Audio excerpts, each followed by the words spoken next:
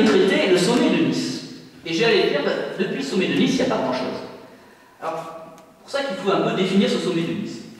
Donc, le sommet de Nice, du 7 au 9 décembre 2000, les chefs d'État et de gouvernement ont adopté le rapport de la présidence sur la politique européenne de sécurité et de défense, la PESD, qui prévoit le développement des capacités militaires de l'Union, la création de structures politiques et militaires permanentes et l'incorporation dans l'Union des fonctions de gestion de crise de l'Union de l'Europe occidentale. Donc cette Union de l'Europe occidentale qui a été une germe de la défense européenne, on la voit réapparaître maintenant, là, au traité de Nice.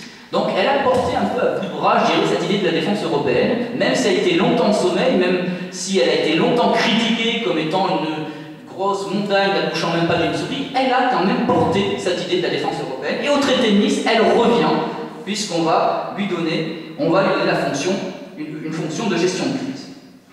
Le sommet de Nice a adopté aussi des textes définissant les structures définitives du comité politique de sécurité, du COPS, du comité militaire et de l'état-major européen. Le sommet de Nice met à disposition un outil pour aller plus loin. C'est le catalogue des capacités, élaboré pendant la présidence française et donc approuvé au sommet de Nice. Ce document identifie les capacités militaires nécessaires pour assurer l'ensemble des missions de Petersberg qu'on a vu au sommet d'Helsinki.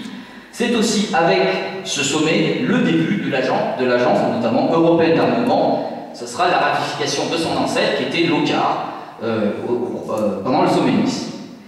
Après le sommet de Nice, il n'y a plus grand-chose de nouveau dans la défense européenne. Opération Concordia, opération Artemis en Afrique, opération Concordia en Macédoine. Mais franchement, il n'y a pas de grande avancée parce qu'après le sommet de Nice, il nous aurait suffi simplement d'une volonté politique pour pouvoir faire avancer la défense européenne. Et donc, on arrive au traité constitutionnel. Le traité constitutionnel prévoyait véritablement la naissance d'une politique étrangère et de sécurité pour l'Union européenne. Le référendum français s'oppose au traité constitutionnel et donc on arrive au traité de Lisbonne. Le traité de Lisbonne, c'est 95% du traité constitutionnel. Il n'y a que certains mots qui changent. 95% du traité de Lisbonne reprend 95% du traité constitutionnel. Ce traité de Lisbonne remet en place une idée de défense européenne. Les dernières déclarations du président Sarkozy sur le Battle Group reprennent ni plus ni moins qu'un projet qui avait germé au sommet d'Helsinki, création d'une armée européenne, d'un groupe de forces de réaction rapide de 60 000 hommes. Ce groupe de réaction rapide, 60 000 hommes, dont on avait déjà discuté à Helsinki, ne peut voir le jour qu'après la ratification du traité de Lisbonne. C'est pour ça que le président Sarkozy dit bien que la mise en place de ce battle group de 60 000 hommes ne pourra être effective qu'à partir de janvier 2008, une fois qu'il y aura eu la ratification du traité de Lisbonne. Et je vous rappelle que le traité de Lisbonne doit être ratifié par référendum par certains pays, dont l'Irlande. Et bon, on espère que cette fois-ci, le traité passera. Ce battle group, c'est vraiment le germe de la défense européenne. 60 000 hommes. Quels sont les pays participants? France, Allemagne, Italie, Pologne, France, Allemagne, Italie, Pologne, Grande-Bretagne, et j'en ai oublié un, Espagne. 10 000 hommes, mise en commun des formations, mise en commun du matériel, mais aussi des obligations. Une des obligations, c'est, pour cette défense européenne et la mise en place de ce battle group, 2% du PIB dans le secteur de défense. 2% du PIB dans le secteur de défense. Il y a deux pays membres de ce battle group qui arrivent à 2%, c'est la France et l'Angleterre. Vous ne pouvez pas construire une défense européenne sans 3 pays, France, Angleterre, Allemagne. Dans tous les schémas, vous n'avez que 3 pays capables et ayant la capacité militaire pour l'Union européenne, ce sont la France, l'Allemagne et la Grande-Bretagne.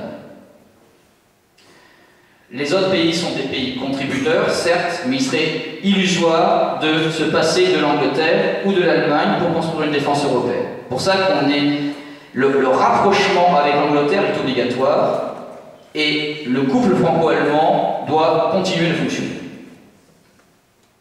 Mais surtout, cette défense européenne, qu'est-ce qu'elle appelle? Elle appelle une union politique. Pensez-vous qu'on peut avoir une défense européenne sans union politique? Qui commande? Une union politique. Pour ça que, déjà, Jacques Delors parlait d'un noyau dur. Chirac reprendra les États pionniers. En tous les cas, si nous voulons réellement faire une défense européenne, et je vous dis depuis le traité de Nice, il n'y a rien de bien nouveau, il va falloir aller plus loin dans une intégration politique. On ne pourra pas le faire à l'échelle des 27. Mais le traité de Lisbonne nous permet de renforcer nos liens, y compris de pouvoir faire une union politique à quelques-uns. On n'en fera pas l'économie, c'est une illusion. L'Europe à 27 ne pourra pas être une Europe puissance. Le but est quand même de construire une Europe puissance. À l'échelle du monde où maintenant monde multipolaire, où nous avons des pays continents, l'Inde, la Chine, l'émergence de menaces internationales, mais aussi de problèmes internationaux, environnement, climat. Prenons le changement climatique au niveau de la défense.